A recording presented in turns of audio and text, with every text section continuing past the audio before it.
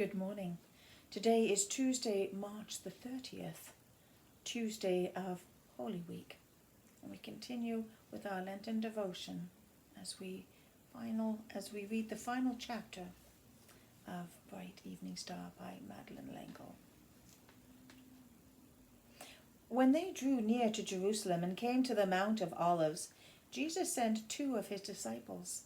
Go into the village opposite you, and immediately as you enter it, you will find a colt tied, on which no one has ever sat. Untie it and bring it. If anyone says to you, "Why are you doing this?"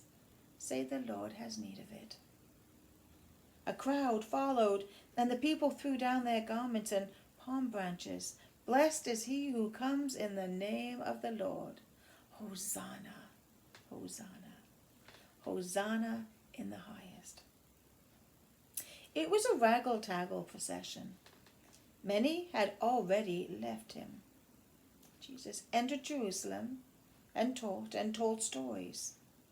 He told of a man who planted a vineyard and let it out to tenants. When the time came, he sent one of his servants to collect his dues, but the tenants beat him and sent him away empty-handed. Then he sent other servants, and they were equally evilly treated. Finally, the man sent his son, saying, "They will respect my son." But the wicked tenants killed the son. When the chief priests and the Pharisees heard this parable, they could not help knowing that Jesus was speaking about them. His last parables were told to the very people who were going to kill him. He would not have told this story at the beginning of his mission. Now, as he neared his death, the stories changed. He stood over Jerusalem and mourned. "Oh, Jerusalem, Jerusalem." He warned his friends of the terrible troubles that were to come and urged them to be ready, for the Son of Man is coming at an hour you do not expect. Was he aware, then, that Judas was going to the chief priests in order to betray him? Did he know why? Did Judas know why? We can make guesses that Judas perhaps was trying to force his hand, to get him to forget that he had promised to come to us mortals as one of us and throw out a divine thunderbolt or two. But we will never know.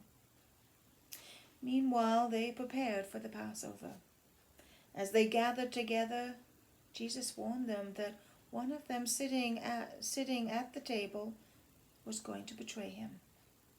And they began to question one another, and perhaps not one of them was entirely sure of his own loyalty. As they were eating, Jesus took bread and blessed it and said, "This is my body."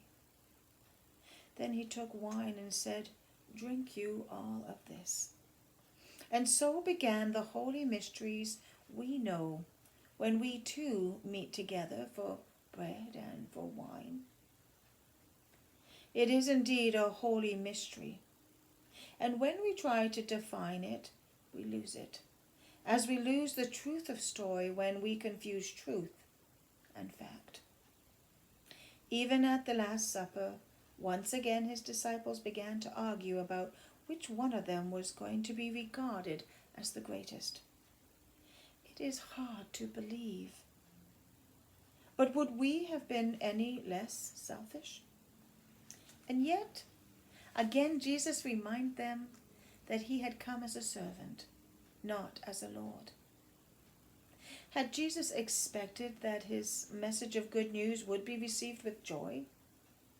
That his chosen disciples would understand him and stay with him in his time of need? That Judas would be trustworthy not only with caring for the money of the disciples, but in his faith in Jesus? Did Jesus know the potential for denial in Peter when he called him from the fishnets? Shouldn't God have suggested fewer healings on the Sabbath? Couldn't he have urged Jesus to be more tactful? Not if Christ came to us as Jesus, fully human. And isn't that what the incarnation is all about? They sat at the table together for that last meal, and he warned Peter that he was going to deny him. The other disciples were too busy arguing about who was going to be the greatest to give any thought to the suffering of their master.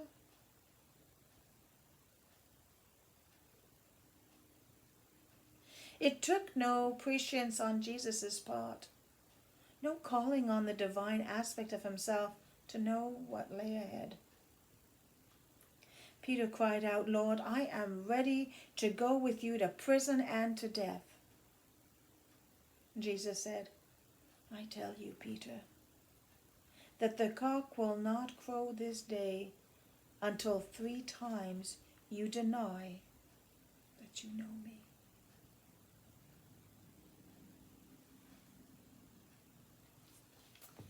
Thank you for joining us today for our Lenten devotion. I look forward to seeing you again tomorrow. Until then, take care and God bless. Bye-bye now.